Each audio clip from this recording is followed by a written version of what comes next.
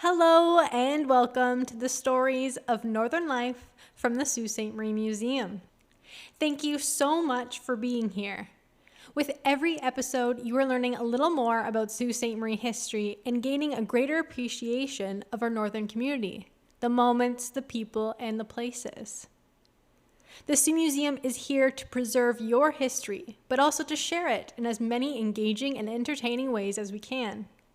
Your support and engagement with our content keeps the cycle going and allowing us to expand and grow, offering more back to you, our community. So thank you. Season 2 of the Stories of Northern Life podcast is coming soon. Until then, we are resharing a few episodes over the past 2 years. That's 100 episodes that we love and think that you will too. So let's get into it.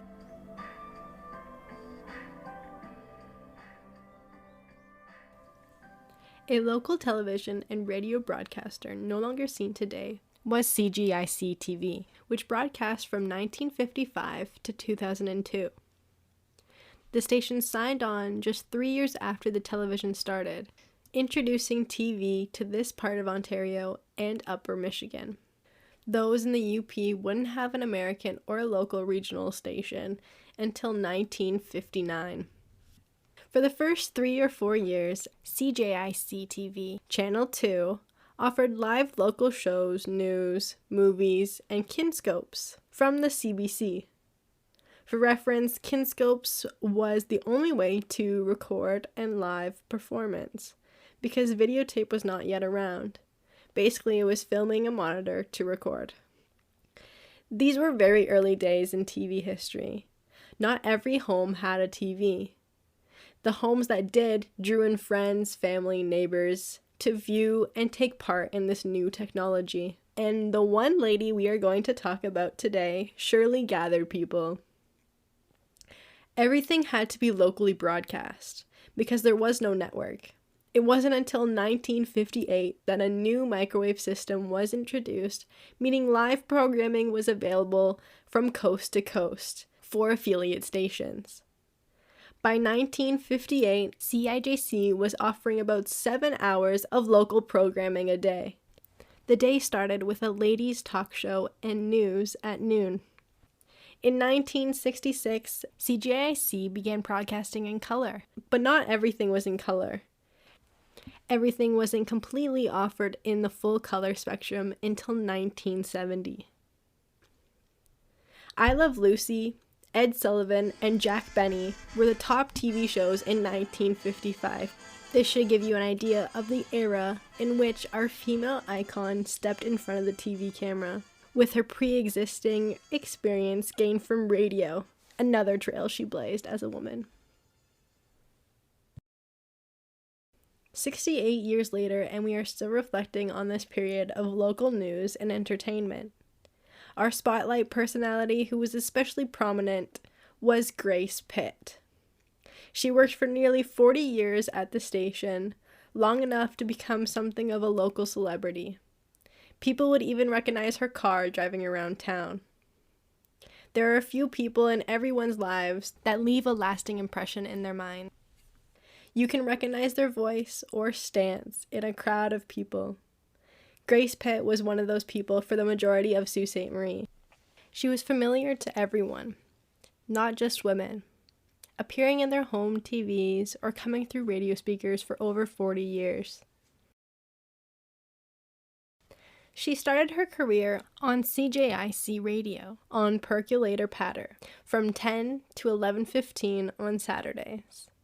She then switched over to television and teamed up with Terry O'Connell to present Off the Cuff on CGIC TV from 10:30 to 12 noon.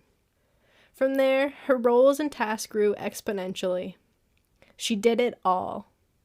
She was featured commenting on fashion shows. She produced and performed radio and TV commercials. She hosted some telethons and a segment called The Winner's Circle. She covered significant live events as well. She made lots of public appearances and did so with so much poise. Her list of shows grew and grew. She hosted and co-hosted. Her shows included Grace and Jerry Show, Grace's Calendar, The Grace Pitt Show, Pit Stop, celebrity cook-offs, and other local cooking shows, bringing in local chefs and celebrities, sharing their favorite recipes. Here is an audio clip from the segment of her celebrity cook-off show. Hi and welcome. I hope you're sticking with me because we're having these celebrity cook-off. No prizes, mind you, we do like letters, but my special chef today is going to be none other than Mariner Bill Kernahan.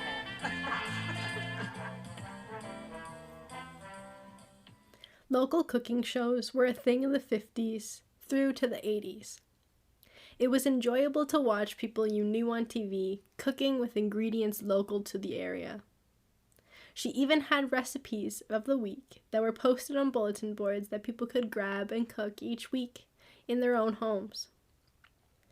The Grace Pitt Ladies' Day show was another popular series. Grace had put over 450 half-hour editions of Ladies' Day, covering cooking, sewing, birthdays, weddings, timely talks, fashions, beauty, and so much more. These segments featured guests that would enlighten viewers on trends and the latest in these areas. She would often interview people in all her shows. She had the pleasure of interviewing Terry Fox and other big-time celebrities like Kathy Grant, the later second wife of Bing Crosby, on the set of Anatomy of a Murder. In those days, women in broadcasting was still in its early stages. Just 10 years before Grace, a Claire Wallace in Toronto was credited with being one of Canada's first notable radio female broadcasters. A colleague at CIJC was Hazel Enge.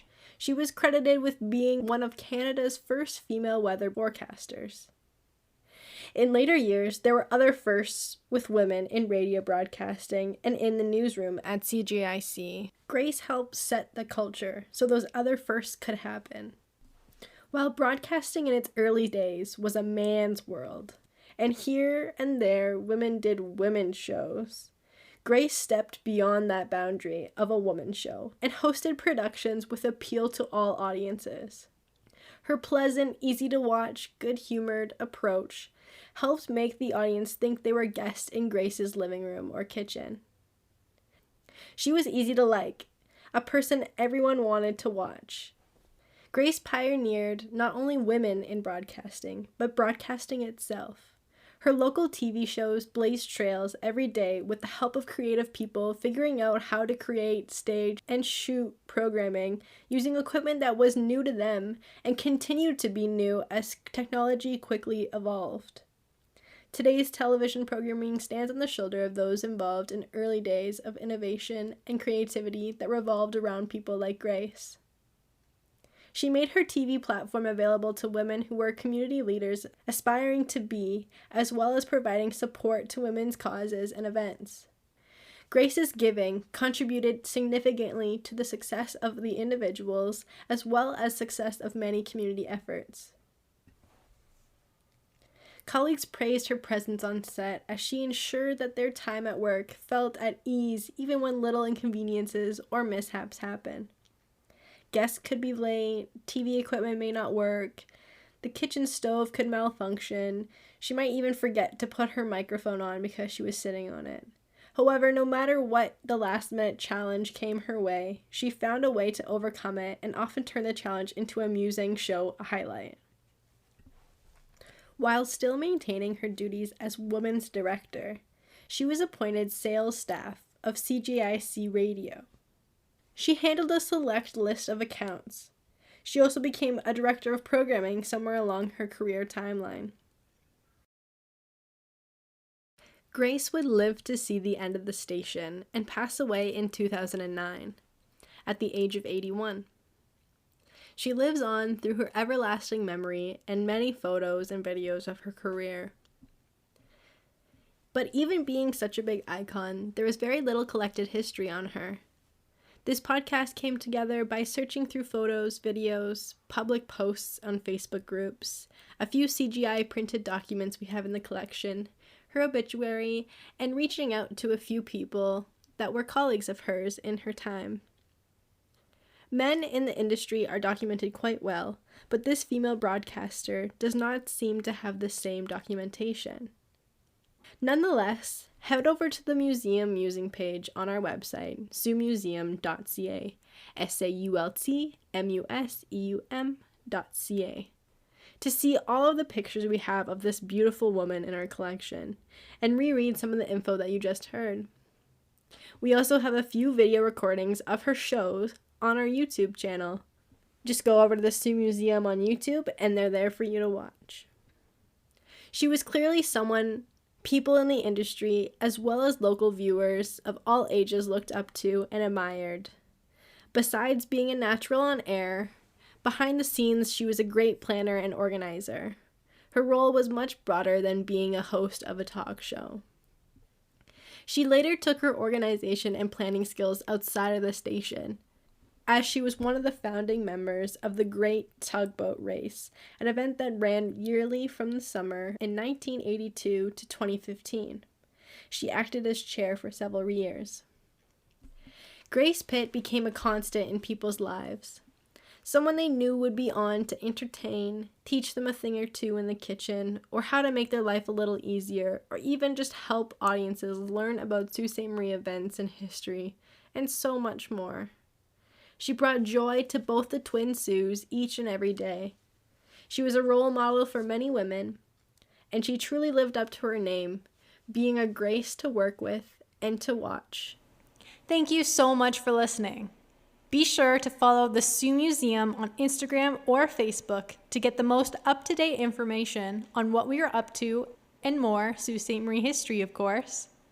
Season 2 is coming, so stay tuned.